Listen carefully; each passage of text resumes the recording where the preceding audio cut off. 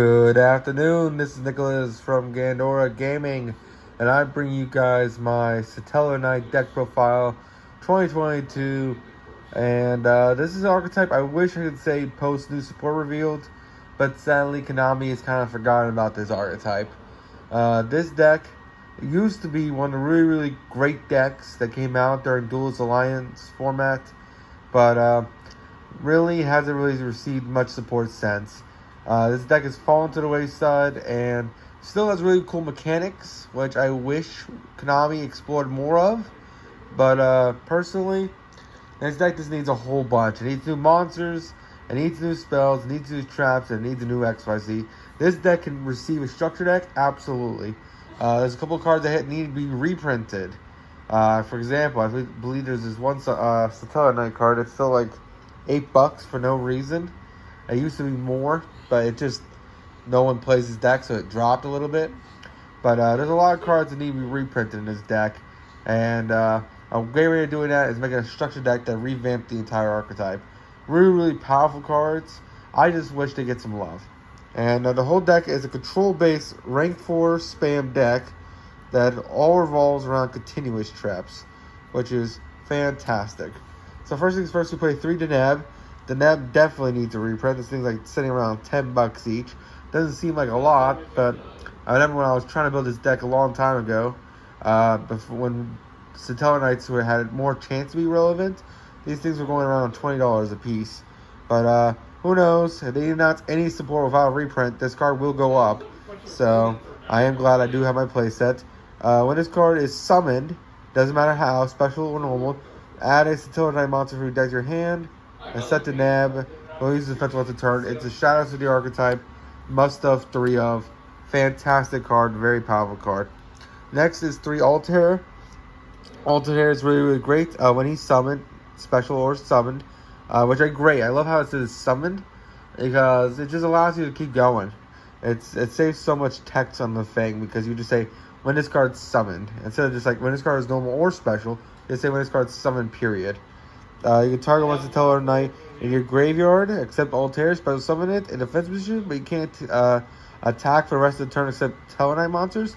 So basically, it's like it's kind of like back to the front, but monsters. So when this card is normal or special, it reborns a Stellarknight from grave, which is great because it's reborns. Example, Altair, Deneb here. My apologies. Then Deneb will trigger to then add a what's it called? It's a Stellarknight. Really powerful card, must have 3 of, and it's just really great in general. As you can see, we're definitely normal 7 reliant. These are both normal summons.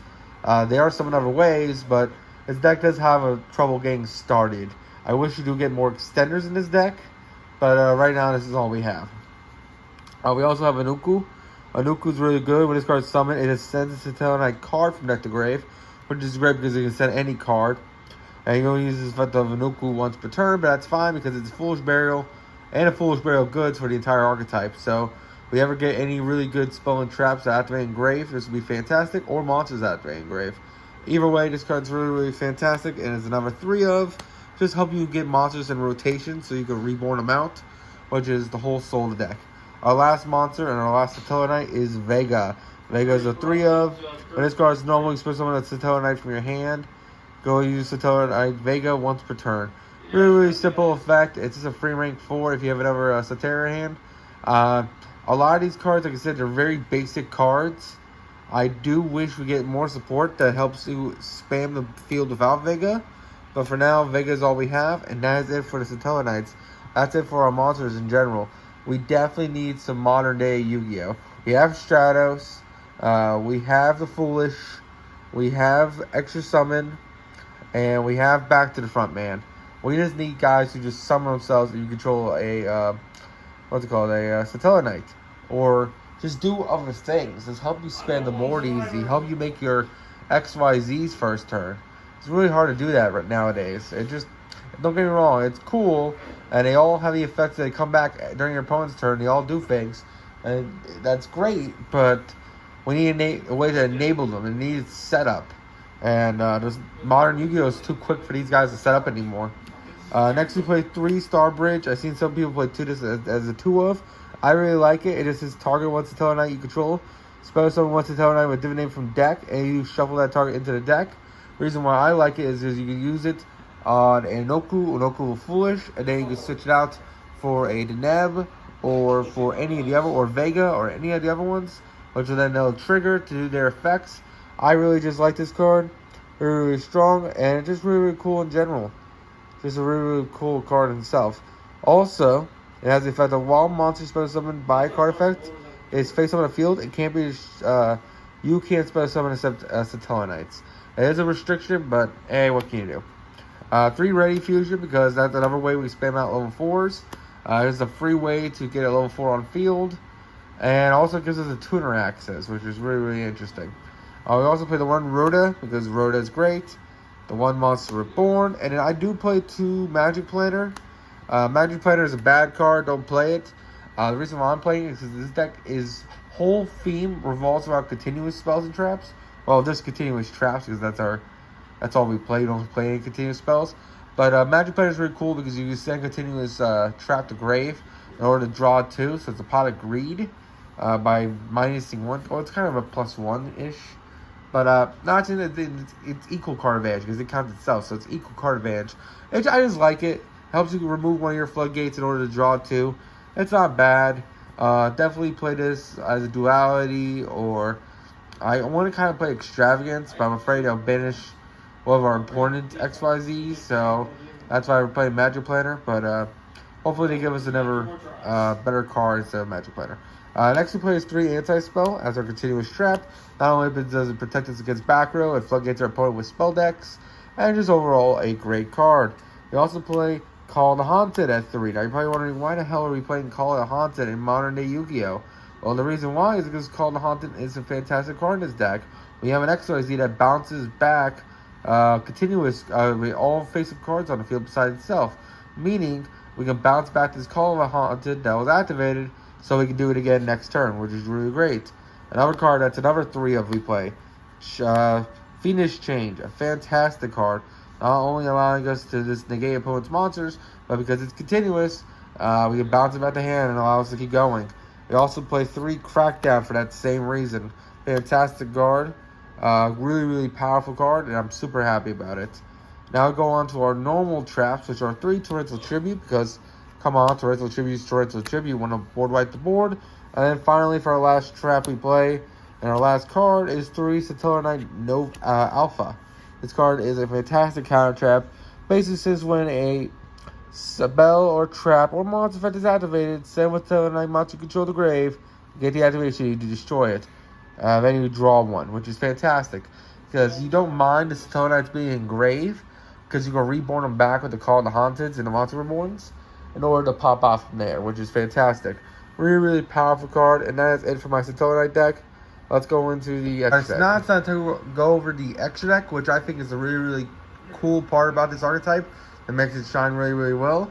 First things first, one of my favorite XYZs, Stellarknight Trevor, or it might be mispronouncing his name, Trevor, Telliver. I always mispronounce this guy, but this guy is fantastic. Basically, he requires 3 Stellarknight monsters, which is a little hard to do in modern day. It takes like 2 or 3 turns to do it, and your opponent's killing you in that time. Basically, during the turn this card's XYZ summoned, you can't special summon monsters except Stellarknight monsters. And if this card is XYZ summoned, return all other cards from the field to hand, which is fantastic because not only does it bounce all your opponent's shit, but it bounces your stuff, allows you to reactivate it, which is fantastic. Really, really powerful card. And then you can detach 1 material from this card, send 1 random card from your opponent's hand to grave. And if this card has XYZ material is sent to grave, target a Stellarknight monster in grave, special summon it. A really, really powerful effect. Not only does it reborn back a Stellarknight when it dies, so it gets you more advantage, but the fact that it just randomly rips the card out of your opponent's hand after bouncing it all is another really, really great card. The only issue is that Tier Elements is the best deck right now, so you rip a tier. That's really, really sad for you. But a really, really cool card, really cool boss monster. I wish we get more cards like him. I really like bouncing effects like that. This guy is Dark Stellarknight Battle Miss. This guy requires 2 level 4 Stellarknight monsters, a lot easier to make. And he's a really, really cool monster, legacy support card. Basically, not a legacy sport. What am I saying? This card's old as dirt. But all face-up monsters, your Pokemon controls, become dark, and then you detach one material from this card, and then discard one card. Special summon from your extra deck one light Stellarknight extra deck monster, using this face-up monster as you control as material, which is fantastic. Really, really great inclusion. It basically just says, hey, I'm a free rank up. Not to mention, I turn all monsters into dark, allowing you to side into Super Poly and just Super Poly your opponent away, which is also fantastic. A really, really powerful card. And then also has the effect where basically it's treated as an XYZ summon. You can't XYZ summon. You can only XYZ summon for the rest of the turn, which is fine. And yeah, it's just overall a really, really great effect. And then this effect activates during the player's turn if you have 7 or more Stellarknights with different names engraved, which is really interesting. But that part's never coming up. All it matters, it helps you rank up into higher Stellarknight monsters. Really, really strong, and is a really, really powerful card. Actually, we played 3 of these. I was like to say, I don't think these are in order. Really, really powerful card. We also played 3 Deltaros. I don't think we should be playing 3 Deltaros. My personal opinion, I think Deltaros is the weakest out of all the Stellarknights. But I like it. It's cool. But this card has 3 or more level 4 or higher monsters. And then while this card has material, Pokemon activate cards that are effects when you normal or special summon a monster, which is great, meaning they can't negate it, they can't hand trap you, which is fantastic. And once return, can detach material from this card, target one card on the field, destroy it, and then if this card is at the graveyard, special summon a Stellarknight monster from your hand or deck. Really strong card, fantastic card, and overall just great. Recursion, pops cards, protects your normal summons. Great card. So now after Stellarknight Deltaros, which should not be a 3 of, she's probably like a Babushka and like maybe an Abyss Dweller, honestly. But I just felt like 3/3/3 is fine. But now it's time to talk about our last XYZ and probably one of the best XYZs we have, which is the Stellarknight Constellar Diamond. This card was printed a while ago, and yet it is still one of the strongest cards you may ever read, and still has really, really good modern implications if this deck was easier to summon. So this guy requires 3 level 5 or higher light monsters, which, hey, Cyber Dragons, if you're looking at a way to defeat a tier element matchup, this might be the way to do it. This guy is generic, and he has some really, really stupid effects. So first things first, during the main phase of this card, during main phase 2, you can special summon him on top of another Stellarknight XYZ, which is fantastic. And you also put the material on top of him as well, which is great. Then he has the effect, and this is the part that matters. While he has material, this your opponent can, neither you nor your opponent can send cards from their deck to grave, which is fantastic. Tell that to what's it called, tier elements. What are they gonna do? Their whole point of the deck is the mill. Well, this card says no milling. You don't get the mill, and be gone with your mills. And then it also has the effect where cards that return from the graveyard to the hand are banished instead. Meaning any of those tier element effects is like, oh, let's just return a card from grave to hand. Nah, bruh. It's it's banishing it. So you're not recurring stuff from graveyard, which is really, really strong. This card is just really, really cool as a floodgate against tier. The only issue is that summoning this thing. Stellarknights aren't really that modern, and they'll die to tier. They can't really go first. They'll make like a couple floodgates, plus hopefully make this guy, and that's it. It sounds solid enough, but again, tier elements can kind of walk over him. He needs backup. So I really claim, and I really want Konami, give us new Stellar support so that this guy can start wrecking some tier element players' day. I really do think that stopping them from sending cards from deck to grave is a really, really powerful effect. And we just need more Stellarknights and able to enable this. No joke, that's all we need. Now let's talk about our fusions. We do play the 1 Relinquish and the 1 Magic Key. He's a level 4 tuner, allowing us to help go into our last card we have here, which is the Tangy Dude. Not only is he free negate and banish, but he's just a good card in general. He's a level 4 tuner, and it just helps us make more things. Relinquish just helps relinquish things. And that's about it. That is it for the extra deck. We can play a Best Dweller. We can play Silent Honor. We can play Castell. We can play Zeus, of course. Zeus should definitely be in here. There's a lot of really cool rank 4 plays you can go into. The only issue is that the main deck isn't that great anymore. We need stronger main deck monsters, honestly. And I really do want this deck to be great. I think the Stellarknights have the potential. They have a really cool mechanic. I really do love how Trevor over here, or Terror, or however you pronounce his name, just bounces everything, which is great because you just like, let's just get all my advantage back. Let's bring back every continuous trap I just used, and then let's just use it again.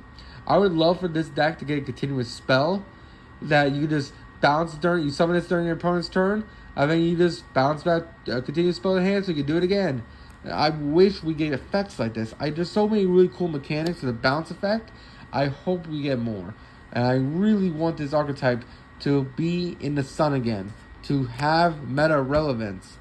But until Konami releases new support, this deck will be walling in wayside as an XYZ deck that had its heyday, but is now cursed to die to tier elements and splites and every other modern deck since 2018. Anyway, you all take care. Don't do anything stupid, and see you all in the next one.